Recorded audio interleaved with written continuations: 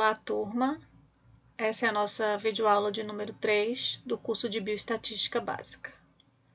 Na videoaula de hoje, eu vou mostrar para vocês como construir uma tabela de distribuição de frequências por classes.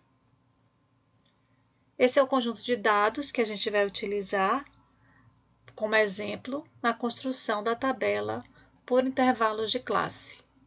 A gente tem nesse conjunto de dados uma relação com 30 bois e, para cada boi, a gente tem o valor das variáveis peso, circunferência escrotal, raça e porte.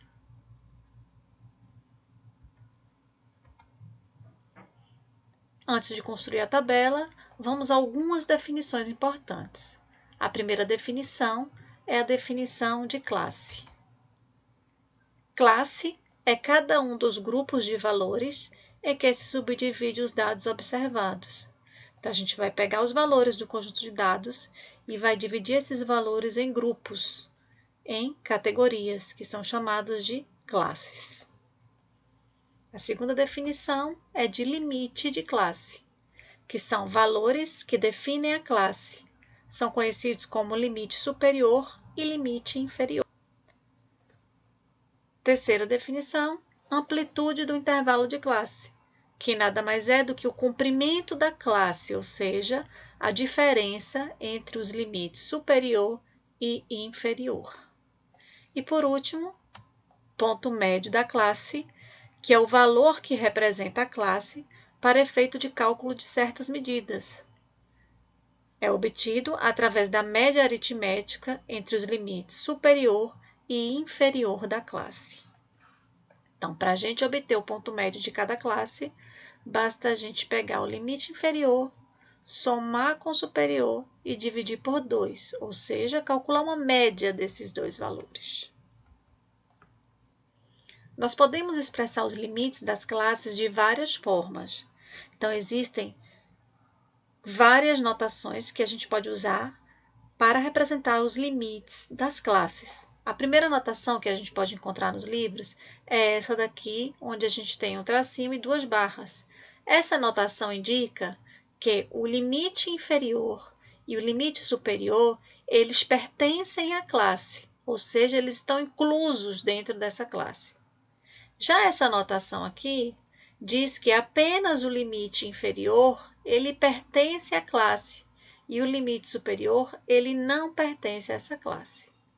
Essa notação aqui diz que o limite inferior, ele não pertence à classe e o limite superior pertence à classe. E por último, essa notação só com um tracinho, que indica que limite inferior e limite superior não estão contidos dentro da classe. Para padronizar, a gente vai usar essa notação aqui, limite inferior, uma barra e um tracinho, e limite superior, ou seja, nessa notação que a gente vai utilizar para construir as nossas classes, o limite inferior, ele pertence à classe, mas o limite superior, ele não pertence à classe. Então, vamos para o roteiro de elaboração da tabela de distribuição de frequência por classe. Então, a primeira coisa que a gente tem que fazer é organizar os dados, ou seja, elaborar o rol, para facilitar na hora que a gente for contar as frequências. Segundo passo, encontrar a amplitude total do conjunto de dados. Vou explicar para vocês o que é essa amplitude total. Terceiro passo, escolher quantas classes que vão ter a nossa tabela, ou seja, quantos intervalos eu vou precisar construir na minha tabela. Quarto passo é determinar o tamanho desse intervalo, que é o que a gente chama de amplitude, que eu vou representar pela letra H. Quinto passo é definir quem vão ser os limites de cada classe. E, por último, construir a tabela de frequência. Então, vou agora definir para vocês o que é cada um dessas notações aqui. Então, a primeira coisa é a amplitude. A amplitude total de um conjunto de dados nada mais é do que a diferença entre o maior e o menor valor observado da variável em estudo. Ou seja, a gente vai pegar o valor máximo e vai subtrair do valor mínimo do conjunto de dados. Então, no exemplo daquele banco de dados onde a gente tem a variável peso, se a gente quiser saber a amplitude total desse conjunto de dados, basta a gente pegar o maior peso, que foi 1.200, e subtrair do animal mais leve, que foi 710. Então, 490 é a amplitude total do meu conjunto de dados. Número de classes. Como é que a gente escolhe quantos números de classes vão ter a nossa tabela? Não há uma fórmula exata para o cálculo do número de classes, tá? Mas, em geral, o método que se utiliza é chamado de regra de Sturges, que é 1 mais 3,3 vezes o log de n, que é o tamanho da amostra, na base 10.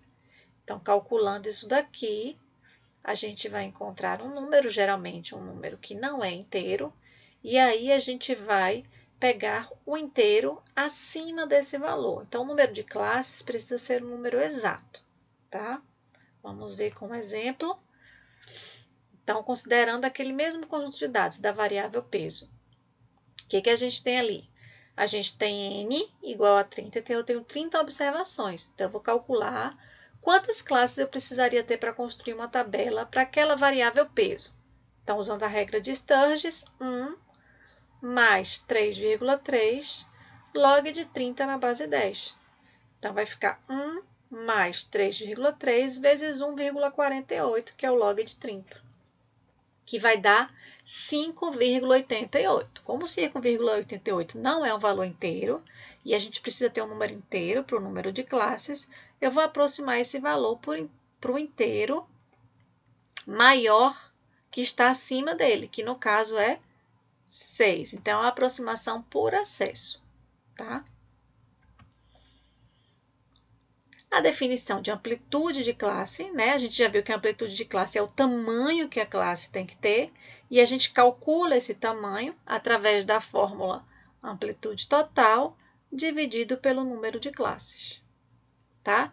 Novamente, o número de classes não necessariamente vai ser um valor inteiro, mas para facilitar na hora de fazer as contas, o interessante é que a gente pegue o número inteiro. Então, por exemplo, a gente tem aqui uma amplitude da classe igual à amplitude total do conjunto de dados, que foi 490, e o número de classes que a gente obteve aqui, né, que foram 6. Então, eu preciso ter 6 classes. Quais seriam o tamanho dessas classes? 81,66. Então, para facilitar a conta na hora de calcular os intervalos de classe, o que a gente vai fazer? A gente vai arredondar isso daqui para o inteiro acima dele, que no caso é 82. Então, o que a gente vai ter? A gente vai ter que construir uma tabela com 6 classes e cada classe vai ter tamanho 82. Então, vamos lá na construção da tabela. Então, eu tenho aqui os meus dados que já estão em rol para facilitar na hora de calcular as frequências, e agora eu vou construir as classes. Para construir a classe, a gente vai aqui na primeira classe. O limite inferior da primeira classe sempre vai ser o menor valor da nossa tabela de do nosso banco de dados, que no caso aqui é 710. Então, eu vou pegar o primeiro valor aqui, o limite inferior vai ser 710. E quem é o limite superior? Se o limite inferior é 710 e a minha classe tem que ter um tamanho de 82, quem vai ser o limite superior? Vai ser 710 mais 82. Aí, eu vou ter a minha primeira classe, que é de 710 a 792. Como 792, ele não pertence a essa classe, tá vendo que a gente está usando essa notação aqui, onde o limite superior ele não pertence à classe. O que a gente tem que fazer? A gente tem que descer esse valor para a classe de baixo, para a segunda classe. Então, eu repito, 792. E quem vai ser o limite superior agora desse intervalo? Vai ser 792 mais 82, que é a amplitude da classe. Vai dar 874. Novamente, 874 não pertence a essa classe. Eu vou descer esse valor para aqui para baixo e vou somar agora novamente com 82, que é o tamanho da classe. Vai dar 956. Pego 956, desço, e aí eu somo mais 82, vai dar 1038. E aí vou fazendo o mesmo processo. Quando que eu acabo de construir? Quando eu tenho o número de classes lá que eu calculei. Então, a gente calculou que a gente teria que ter 6 classes. Então, eu vou construir 6 classes. 1, 2, 3, 4, 5, 6. Então, quando eu construir a sexta classe, eu paro de fazer os intervalos de classe, tá? O importante aqui é que vocês sempre confiram o seguinte: se o último número aqui, ele pertence a essa última classe. Se a última classe não contemplar esse último valor aqui da tabela, ficar algum valor da tabela de fora, alguma coisa vocês fizeram de errado, tá? Sempre, todos esses valores têm que estar dentro de alguma dessas classes. Então, vamos lá agora contar as frequências. É da mesma maneira que a gente fez com a tabela de frequência pontual da videoaula número 2, né? Então, vamos lá. Quantos valores eu tenho aqui no meu conjunto de dados que estão dentro deste intervalo aqui, ou seja, que vai do 710 até o 791. Por quê? Porque o 792 ele não vai contar dentro dessa classe. Então, a gente vai lá. 1, 2. Somente 2 valores cabem dentro desse intervalo. Então, a gente vai lá e coloca 2. Aí, vamos para o próximo. Quantos valores eu tenho de 792 até 873? Então, a gente vai aqui. 1, 2, 3, 4, 5, 6, 7, 8, 9. Eu paro aqui, porque esse valor aqui já vai estar no próximo intervalo. Então, eu só tenho 9. Então, eu venho aqui e coloco 9. E assim a gente vai calcular todos os outros intervalos. Vamos agora para a frequência relativa. O que é frequência relativa? É a gente pegar a frequência simples e dividir pelo número total de elementos. Então, aqui a gente vai fazer 2 dividido por 30, 9 dividido por 30, 7 dividido por 30, e aí a gente vai ter o valor aqui das frequências relativas. Então, repetindo, frequência relativa é a gente pegar o valor da frequência e dividir por n pequeno, que é o tamanho da amostra, que no nosso exemplo aqui é 30. E, por último, a frequência acumulada. Quem é a frequência acumulada para essa primeira classe? Vai ser 7%, porque eu não tenho ninguém antes do 7 para eu poder acumular. Quem vai ser a frequência acumulada aqui, dessa segunda classe? Vai ser 30 mais 7, 37. Quem vai ser a frequência aqui? Vai ser 23 mais 30 mais 7. Ou eu posso fazer 23 mais esse valor aqui, que é 37, e aí eu vou ter o próximo número, que é 60. E aí, a gente vai construir todas as frequências. E no final, a gente vai ter a tabela de frequência para valores agrupados em classes. A interpretação é a mesma interpretação que a gente tinha para a tabela pontual. Então, por exemplo, o que significa esse valor 7 aqui na frequência simples para essa classe?